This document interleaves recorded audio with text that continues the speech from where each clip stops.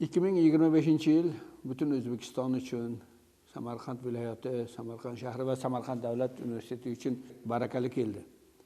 Omadli keldi. Shu jumladan universitetimiz jahondagi eng kuchli 500lik universitetlar jumlasiga kirdi va universitetimizda bo'layotgan o'zgarishlardan hammamiz xabardor. Ana shu yangiliklardan bittasi universitetimizda hurmatli rektorimizning tashabbuslari bilan Markaziy Osiyo xalqlari, tillari va madaniyati instituti tashkil qilindi va bu ilgarida universitetimiz tarkibida mavjud bo'lib kelgan filologiya fakultetining o'zbek, tojik, rus, ingliz, turk bo'limlaridan iborat qilib tashkil etildi va bu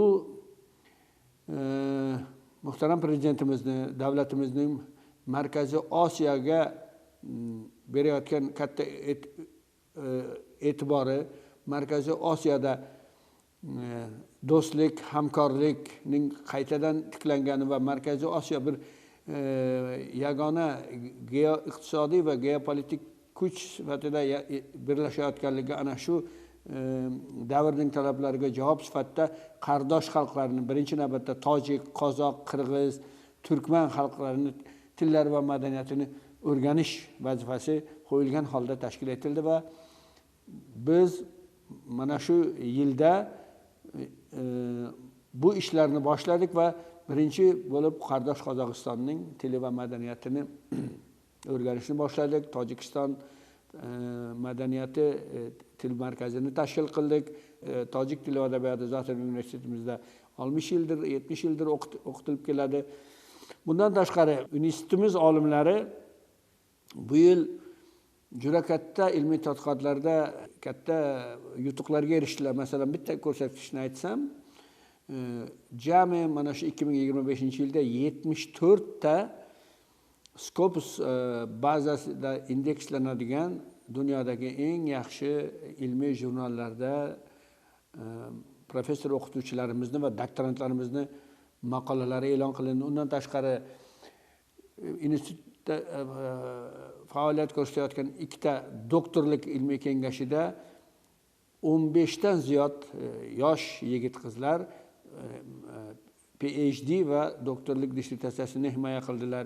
50 dan ziyod monografiyalar e'lon qilindi va biz 2026-yilga ana shunday muvaffaqiyatlar bilan kuch, g'ayrat va shijoat bilan kirib boryapmiz va 2026-yilda universitetimiz top 1000talik universitetlar ro'yxatiga, safiga qo'shiladi. Bizning Markaziy Osiyo institutimizda ham o'sha predmet reytingi bo'yicha, lingvistika va adabiyot bo'yicha o'sha dunyodagi eng kuchli 500 ta mutaxassisliklar, fakultetlar ro'yxatiga kiradi. Mana shunga harakat qilib yotibmiz va 2026-yilda Markaziy Osiyodagi madaniy iqtisodiy integratsiyaga bag'ishlangan xalqaro konferensiyalarni va Boku turkologiya qurultoyining 100-yilni nishonlab bu yerda Bokudan Samarqandgacha turkologiyaning 100 yili degan xalqaro konferensiya tashkil qilyapmiz. Bu 1926-yilgi Boku qurultoyining konferensiyasining qarorlarida ikkinchisini Samarqandda tashkil qilish haqida qaror bor edi. Qarangki, oradan 100 yil o'tib shu ishni biz 2026-yilda qilamiz inshaalloh va yana turkman tilini o'qitishni boshlaymiz, qirg'iz tilini o'qitishni boshlaymiz va ikkinchi til sifatida boshqa qardosh tillarni o'qitishni, ularning madaniyatini o'rganishni boshlaymiz va ikkita Markaziy Osiyoning til, adabiyot va madaniyat muammolarini o'rganadigan, o'sha integratsion jarayonlarini o'rganadigan ikkita ilmiy tadqiqot markazini ham ochamiz, ishga tushiramiz va rejali ravishda bu Markaziy Osiyo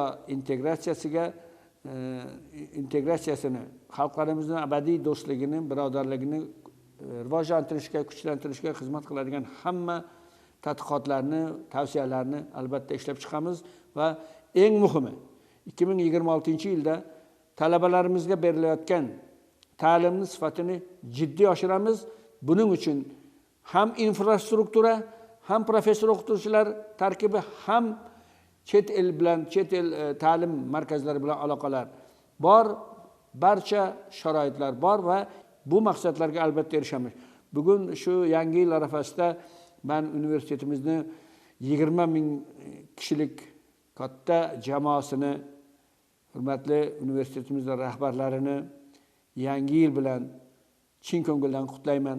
2026 yil hammamizga baxt, saodat olib kelsin, sog'lik, tinchlik olib kelsin.